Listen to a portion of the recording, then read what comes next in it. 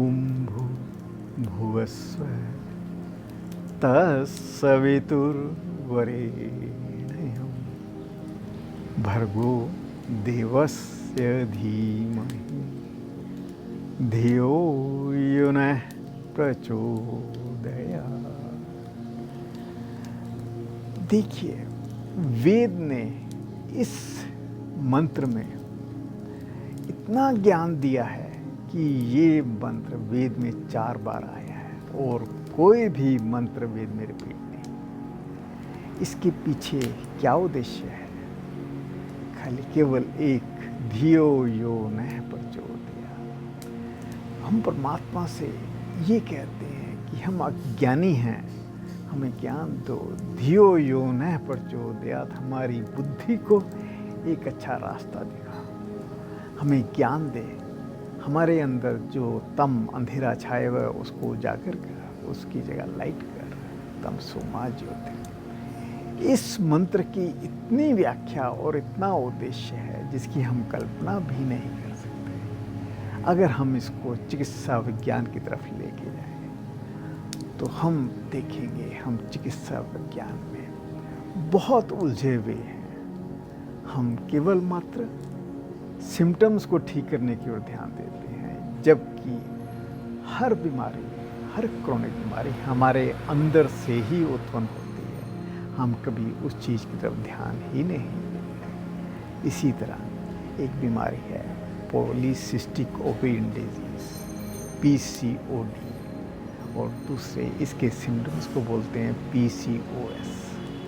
कभी हम बहुत गहराई में ध्यान दें, जब भी स्त्रियों में कभी मासिक धर्म में कुछ चेंजेस आ जाते हैं, कुछ ऐसी विकृतियां आ जाती हैं जिस टाइम बहुत दर्द होता है, या कई बार प्रेगनेंसी ना होना, ये जब कारण होते हैं तो हम आजकल सुविधाएं हैं टेस्ट कराने की, हम अल्ट्रासाउंड कराते हैं तो हमें उसमें बड़ा क्लियर लिख देते हैं ये PCOD है।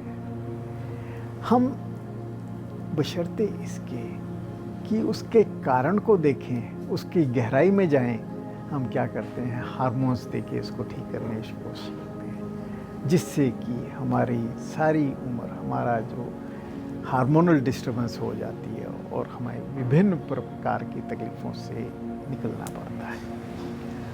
अब अगर थोड़ी सी आयुर्वेद मत से हम इसकी गहराई में जाएं तो हर ओवरी, हर अंडकोश हर महीने एक डेवलप होता है, फॉलिकल बनता है और बाद में फॉलिकल फट जाता है और ओवम या अंड ये लिबरेट होके हमारे यूट्रस में आता है और उसके बाद मासिक धर्म या प्रेगनेंसी हो जाती है। परंतु जिस समय हमारे अंदर ओज की कमी हो जाती है, हमारे अंदर प्राण शक्ति की कमी हो जाती है, तो जो ओवम डेवलप होना है, जो अंड ने डेवलप होना है, फॉलिकल बन के बस्ट होना है, वो नहीं हो पाता।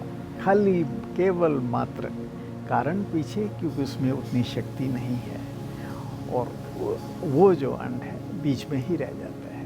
परंतु नेचर वाइज हर महीने एक अंड, आपके अंड उसमें से निकलना है, ओवरी में से निकलना है, तो पहला फूटा नहीं होता, पहला बस्ट नहीं हुआ होता और नया एग निकल जाता है।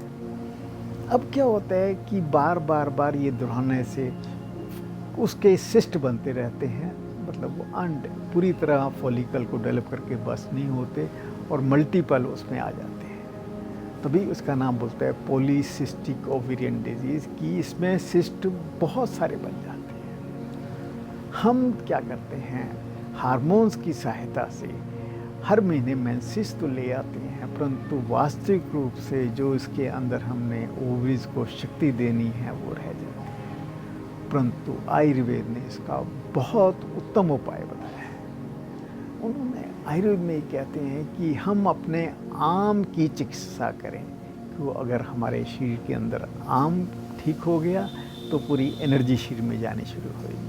हम अपने इम्यूनिटी की तरफ ध्यान दें, अपनी शक्ति की तरफ ध्यान। अगर आम और ओज दोनों ही ठीक रहें तो हमारे अंदर से फॉलिकल की डेवलपमेंट बहुत अच्छी होगी और हर महीने का ये सर्कल अपने आप ही पूरा होता रहेगा। तो इंस्टेड हम अपने हार्मोन्स की तरफ जाएं, हम आयुर्वेद की तरफ देखें। इसमें बहुत कुछ है, जैसे आम की चिकित्सा में आम वातारी रस, त्रिकटु। इसके अलावा जितने भी हमारे मसाले हैं, अगर हम इसका सुचारू रूप से सेवन करें तो आम बनेगा ही नहीं।